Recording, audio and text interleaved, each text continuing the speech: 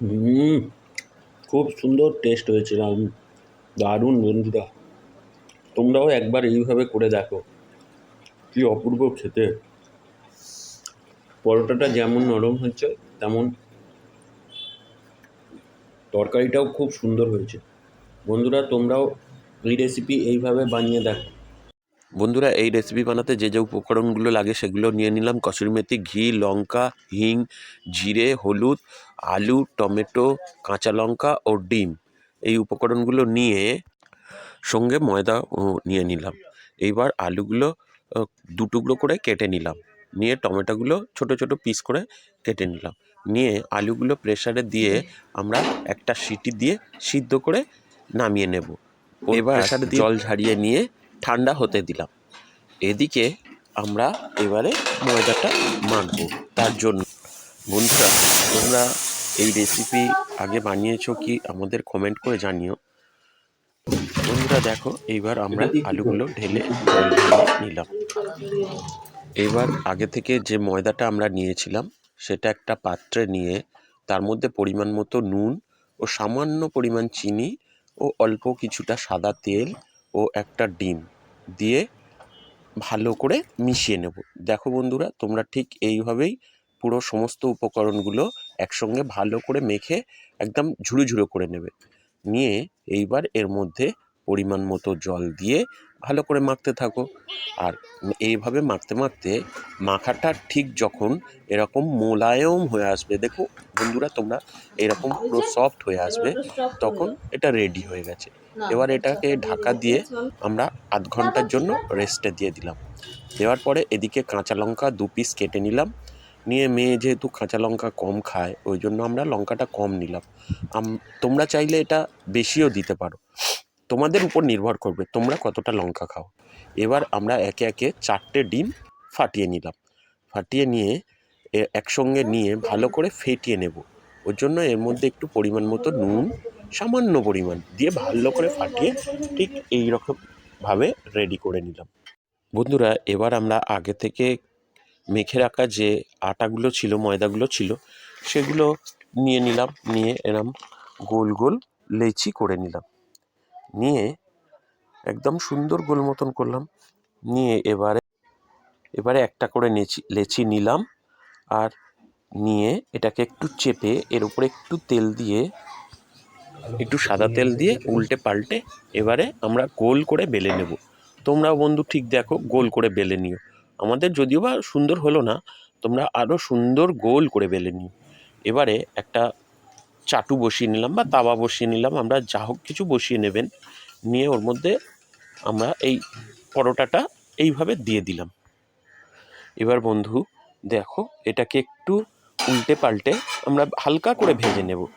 যখন হালকা মতন ভাজা হয়ে গেল, তখন এর মধ্যে আমাদের আগে থেকে গুলে রাখা যে ডিমের মিশ্রণটা ছিল সেইটা এর ওপর এরকম 2 থেকে 3 চামচ করে দেব, দিয়ে আর একটা ব্রাশ দিয়ে পুরো ডিমটার মধ্যে ছড়িয়ে দেব, যাতে এটা ডিম রুটির ওপর থেকে নিচে না নেমে যায়। রুটি বা পরোটা যেটাই বলবেন তোমরা, ওর মধ্যে যেন থেকে যায়। দিয়ে এটাকে আবার উল্টে দিয়ে আবার উল্টো পিঠেও ঠিক একইভাবে এইভাবে ডিমের প্রলেপগুলো 3-4 বার দিয়ে 3-4 চামচ যতটা তোমরা খাবে ঠিক সেই রকমভাবেই দিয়ে দিও।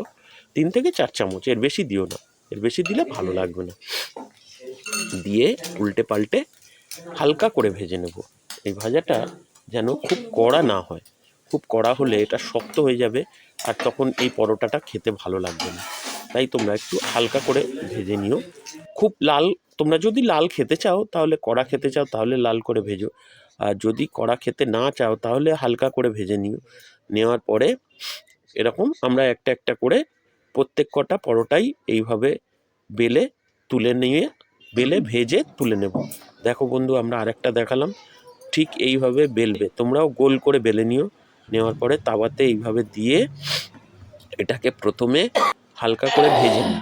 নেওয়ার পরে তারপরে এর উপরে ওই আগে থেকে গুলে রাখা বা ফেটিয়ে রাখা ডিমের প্রলেপটা এর উপর দিয়ে ভালো করে 2 থেকে 3 চামচ করে দেবে, দিয়ে এই রকমভাবে মাখিয়ে নেবে। দেখবে বন্ধুরা, তোমরা এইভাবে করলে এর টেস্ট হবে অসাধারণ। বন্ধুরা, খেতেও যেমন হবে আর পরোটাটাও হবে তেমনই নরম। বন্ধুরা দেখো, এরপর আমরা বাইরের দিক দিয়ে একটু করে তেল ব্রাশ করে দেব, দিয়ে আবার পরোটাকে উল্টে দেব। উল্টে দিয়ে উল্টো পিঠেও ঠিক একইভাবে এইভাবেই আমরা ডিমের প্রলেপটা দিয়ে দেব। তোমরাও বন্ধুরা ঠিক এইভাবেই দিও, কেননা এইভাবে দিলে তবেই পরোটাটার টেস্টই অন্যরকম হয়ে যাবে, সম্পূর্ণ টেস্টের পার্থক্য পেয়ে যাবে। তোমরা এমনি পরোটা তো খেয়েছো, এইভাবে একবার বানিয়ে খেয়ে দেখো এর কেমন লাগে এই পরোটা। আর অবশ্যই আমাদের কমেন্টে জানিও তোমাদের এই পরোটাগুলো কেমন লাগছে। আর আমাদের ভিডিওগুলো যদি তোমাদের ভালো লাগে তাহলে আমাদের চ্যানেলটিকে সাবস্ক্রাইব করে দিও এবং আমাদের সঙ্গে থেকো, পুরো ভিডিওগুলো দেখতে থাকো। বন্ধুরা দেখো, ঠিক এইভাবে উল্টে পাল্টে আমরা একে একে সব পরোটাগুলো ভেজে নিলাম। ভেজে নেওয়ার পরে এবার আমরা তরকারির জন্য প্রস্তুতি নিলাম। আলুর তরকারি করব, তাই জন্য আগে থেকে যে সিদ্ধ করে আলুগুলো রেখেছিলাম সেগুলো ছাড়িয়ে নিলাম। ছাড়িয়ে নিয়ে আমরা সরু সরু পিস পিস করে কেটে নেব আলুগুলো। দেখো বন্ধুরা, এইভাবে আমরা একটা ছুরি দিয়ে পিস পিস করে কেটে নিলাম। বন্ধুরা দেখো, তোমরা এইভাবেই পিস পিস করে পুরো আলুগুলো কেটে নিও। আর বন্ধুরা, এই রেসিপিগুলি তোমাদের কেমন লাগছে আমাদেরকে অবশ্যই কমেন্টে জানিও। আর রেসিপিগুলি পুরো দেখতে থাকো, তাহলে তোমরা বুঝতে পারবে। বন্ধুরা দেখো, এবার আমরা একটা কড়া নিয়ে, কড়া গরম হলে তাতে তেল দিয়ে, তেলটা গরম হলে তোমরা এর মধ্যে গোটা জিরে ফোড়ন দিয়ে দিও। গোটা জিরে ফোড়ন দিয়ে একটু নেড়ে চেড়ে এর মধ্যে কাসুরি মেথি দিয়ে দিও, বা মেথি পাতা বলা চলে। এই মেথি পাতা দিয়ে একটু নাড়িয়ে চাড়িয়ে এর মধ্যে শুকনো লঙ্কা ফোড়ন দিলাম। দেওয়ার পরে এর মধ্যে আগে থেকে কেটে রাখা যে টমেটোগুলো আমাদের ছিল, টমেটোটা দিয়ে ভালো করে কষিয়ে নেব।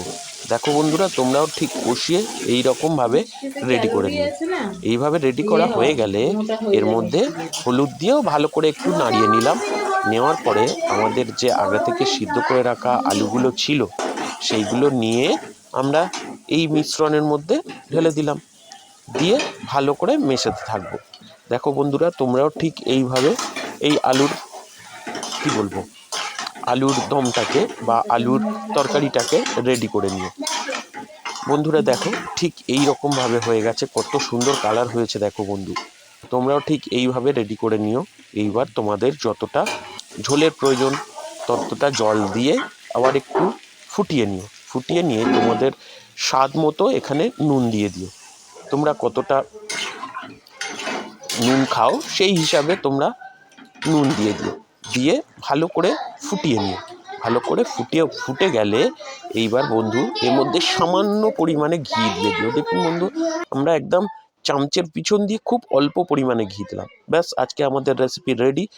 বন্ধুরা, তোমরাও ঠিক এইভাবে এই রেসিপি বানিয়ে দেখো, খেতে হবে দুর্দান্ত। আর আমাদেরকে অবশ্যই জানিও তোমাদের এই রেসিপিগুলি কেমন লাগলো।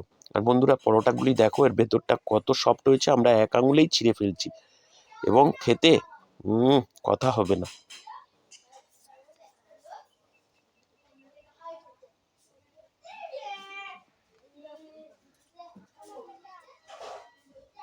টাটা, গুড বাই বন্ধু, দেখা হবে আবার পরের ভিডিও।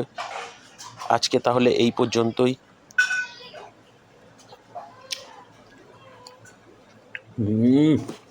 খুব সুন্দর টেস্ট হয়েছিল, দারুণ বন্ধুরা।